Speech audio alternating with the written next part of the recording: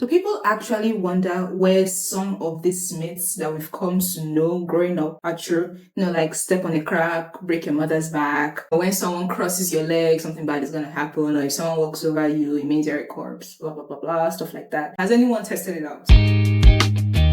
Hey guys, welcome to Anything Content, and my name is Naomi Salami, and today I'll be telling you about certain content marketing myths that I believe to be true at one point. Number one, going viral means you've arrived. Boy, was I wrong, because I watched a video of a lady saying, that she went viral on TikTok twice and she couldn't hold on to that fame. And I think I didn't even know who she was. I always thought whenever I was coming up with a content idea, this content that I'm coming up with, it must go viral. And if it doesn't go viral, it means I'm wrong, or it means I have failed.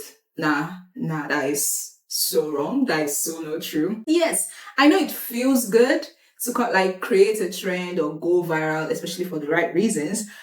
But it shouldn't always be the goal of your content. The high is great, but it shouldn't always be what you're aiming for. Second myth, delete any content that didn't go well so that it wouldn't spoil your record.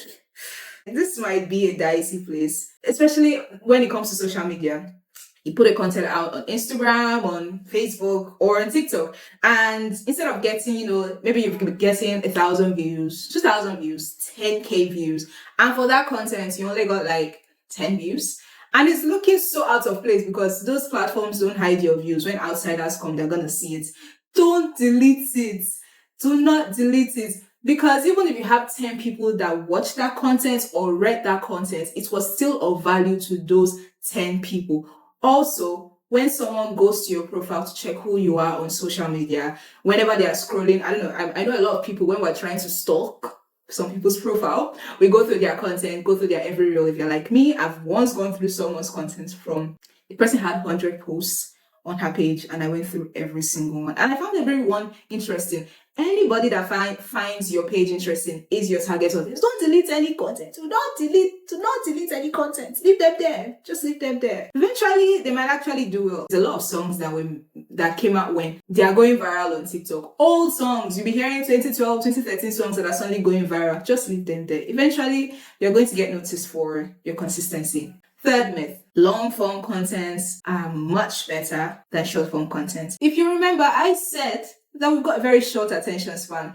We've got people that like long form content. Anybody that watches long form content always has a reason. But if you want to get the attention of people faster, it is in your best interest to repurpose that long form content to short form content put on platforms that would bring your audiences to you. Long form content can be great, but it doesn't mean it's better than short form content. Next myth, social media success and failures equals content marketing success and failures. There's a video where I talked about vanity metrics on social media. Follower counts is one of them. If that content doesn't equal brand businesses, letting people be curious about your brand, at the end of the day, sales we want. So what's now the point? Entertaining content is cute, but is it bringing business? Which is why content marketing encompasses blogs, infographics, videos. Social media is just the distribution part of things. For example, if you're writing an exam and you ask 5 questions and you only got 1 out of the 5, was that really a success? Think about it. So the next myth is basically built up from the previous myth I mentioned. People believe content marketing is just blogging, just writing. Come on now. Like the NASA sciences for content.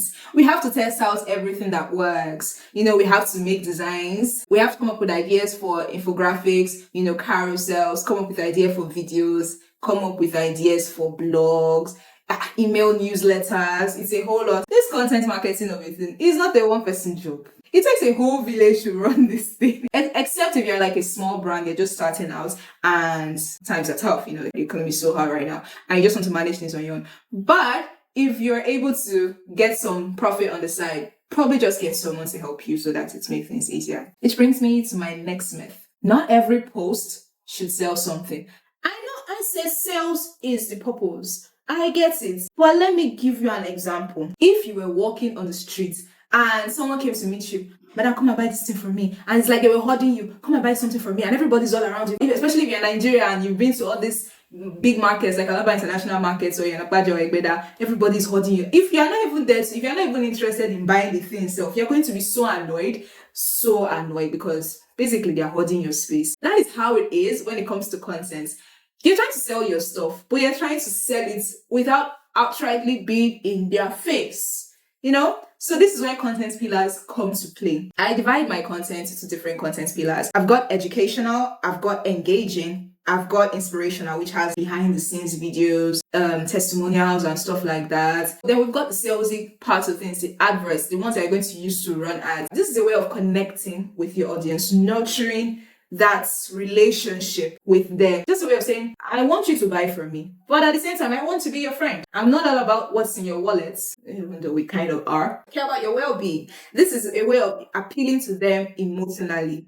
Don't just put salesy content out there all the time. It's going to get boring, and whenever they see your content, it's just going to skip. So these are some of the myths I believed when starting out as a content marketer. They are not real. Thank you guys for watching this video. Also, if you can just let me know of certain myths that you've probably tried out or tested out, African myths, international myths, and you're like, oh, I stepped on a crack and my mother's back didn't break, just let me know in the comment section. I'm really curious about that. Anyway, guys, thank you for watching this video, and I will see you in my next one. Have a great day.